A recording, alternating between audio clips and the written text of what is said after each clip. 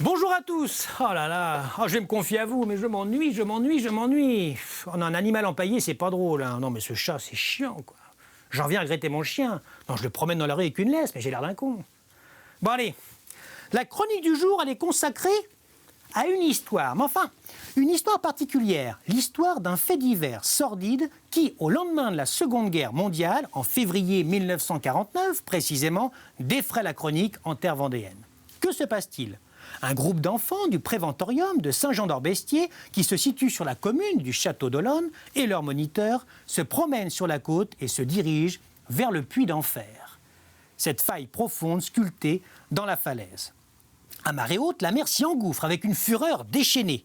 Ce lieu est spectaculaire et empreint de mystères inexplorés. Tout comme d'ailleurs le trou du diable à Saint-Hilaire-de-Riez.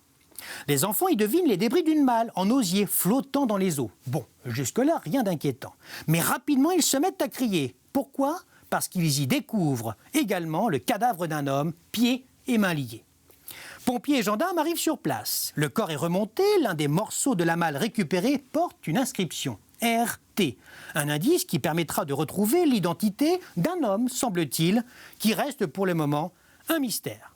Après recherche, on conclut que ce ne sont pas les initiales de Romain Trichereau, votre serviteur, mais bien celles de Robert Tellier, un riche retraité parisien.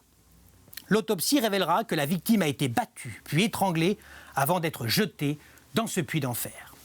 Célibataire et de santé fragile, Robert Tellier menait une vie discrète. Il s'était depuis peu attaché les services d'une gouvernante, André Farré, veuve d'un Espagnol dont il semblait satisfait des services. Elle a rapidement su gagner sa confiance. Mais comme disait mon oncle, Gilbert fait gaffe, on n'est jamais trop prudent.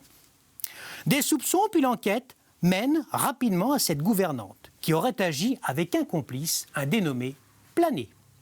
Originaire d'une famille de Cholet, cette veuve désargentée envisageait sans scrupule de s'emparer de la fortune de son employeur. Oui, mais enfin, que faire de Robert ?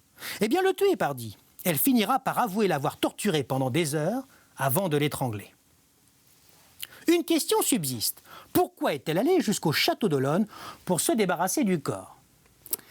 Eh bien, de Paris, le périple est long. Qui plus est avec une malle contenant Robert. Eh bien, enfant, André Farré passait régulièrement ses vacances chez ses grands-parents. Où ça, je vous le donne en mille. Pas au château, non, mais au sable d'Olonne. Le puits d'enfer, elle en a entendu parler, l'a vu même, et connaît cette légende populaire. Tout ce qui tombe dans le puits disparaît à jamais. Eh bien voilà, le lieu est certes un peu loin, mais tout trouvé pour faire disparaître le corps. Mais bon, une légende reste une légende. André Farré est condamné à mort, mais gracié par le président Vincent Auriol, sa peine est transformée en réclusion criminelle à perpétuité. Son complice écope, quant à lui, de 20 ans de travaux forcés. Cette affaire, de par son histoire et ce lieu si mystérieux et fascinant auquel elle se rattache, a beaucoup fait parler. Elle a même inspiré un réalisateur, Henri-Georges Clouzot, présent au procès pour son film Les Diaboliques, ou encore un auteur, Xavier Armange, avec son ouvrage La malle sanglante du puits d'enfer.